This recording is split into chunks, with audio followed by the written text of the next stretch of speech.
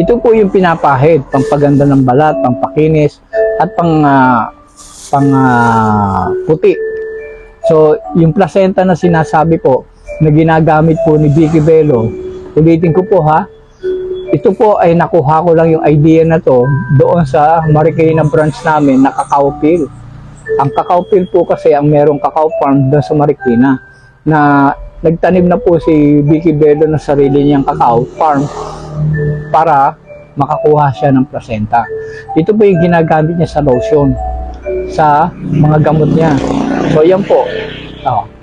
Kung makikita nyo po, yan po yung kinakapitan ng buto ng kakao.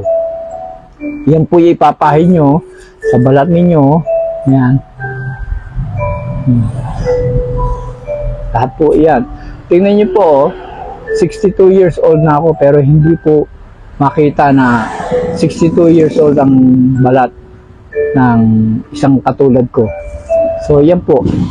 Papahid nyo lang po yan. At ganun po. Yan, pabayaan nyo na lang matuyo at kung sana po siyang mag-absorb. Pwede po yan sa rheuma, sa arthritis, at sa mga sakit ng balat. Outside po yan ha, external use only. Hindi po internal use only.